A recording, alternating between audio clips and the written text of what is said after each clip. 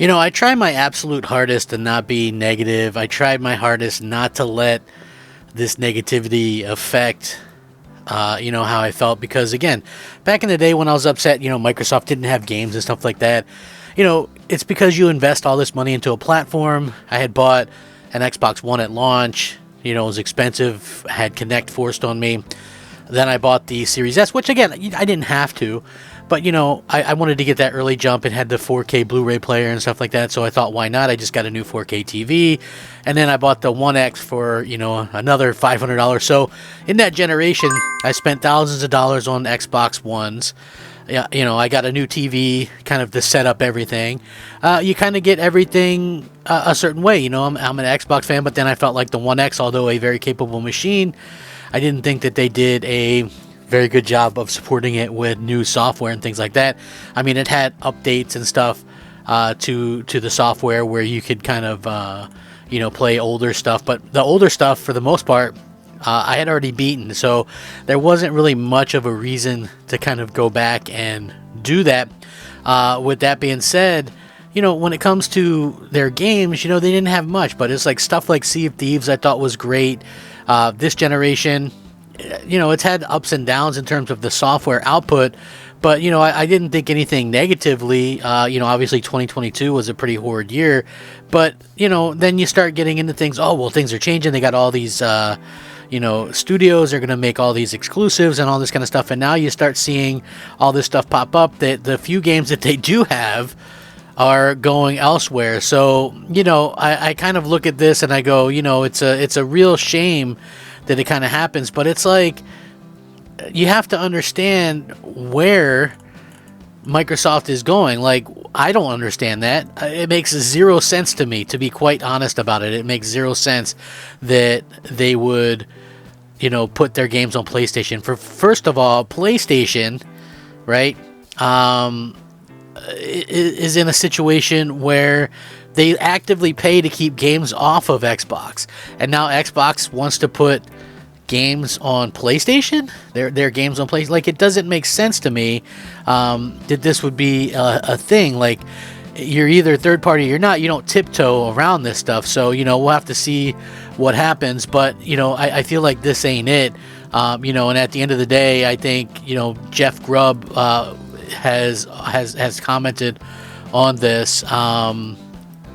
And he's a pretty reliable source, not right 100%, but he said that Sea of Thieves is going to go to PlayStation 5 and Switch, and he also said, stuff like Hi-Fi Rush, and, also said stuff like, other games could end up going to PlayStation as well. So, we're kind of sitting there scratching my head. So apparently, according to him, and he did his Game Mess podcast or whatever, he had heard that Sea of Thieves would be coming to, like PlayStation or whatever, and Switch and other platforms. And apparently, according to him anyway, he used the word may, but, but Microsoft has reevaluated their strategy, et cetera, et cetera. So the thing for me is this, right? As an Xbox owner, as an Xbox fan, why on earth would you buy an Xbox, right, if all that content is also on PlayStation, where you can also play all the PlayStation games, right? It absolutely makes no sense. You have to have some kind of exclusive content.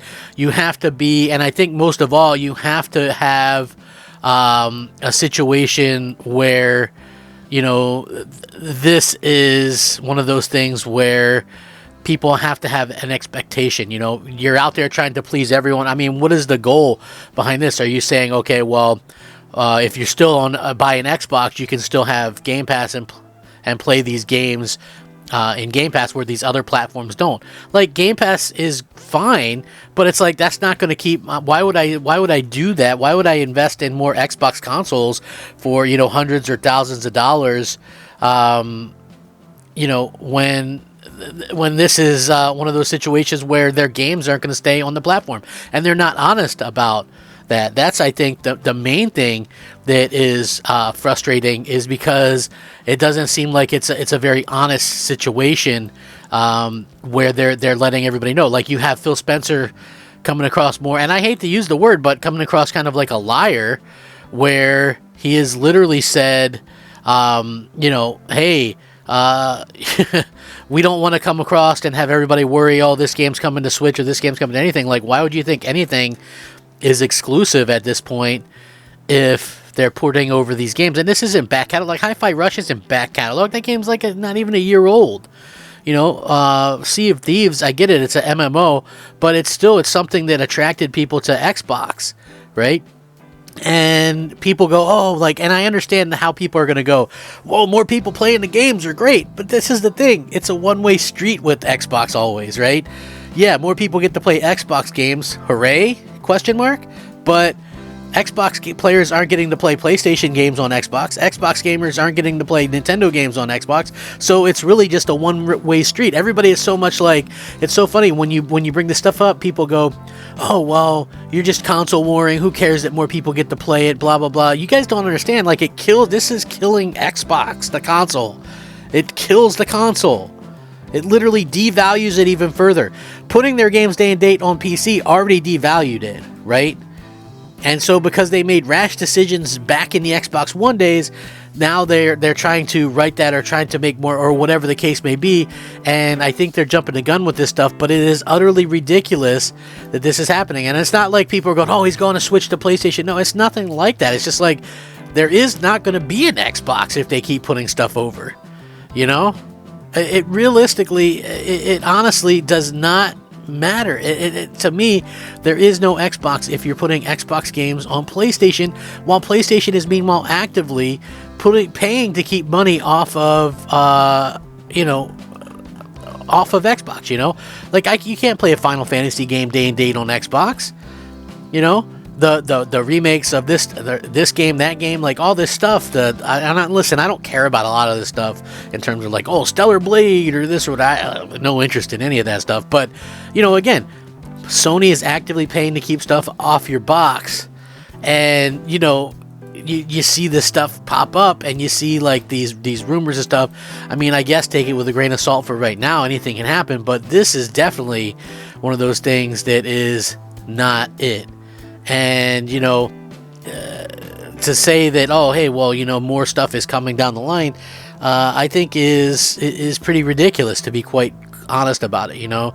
I think that as fans, we have a better expectation. We should be able to expect better from Microsoft, and I don't understand their thought process behind this. How do you plan on pushing or have an Xbox ever do anything better if honestly it's never getting exclusive, or everybody's just going to want to wait and say, oh, this will eventually come elsewhere, this will eventually be here or there, and then when we finally do get a decent game in like a Hi-Fi Rush or whatever, you guys port it to the platform that literally hates and does everything they can to stop you, right?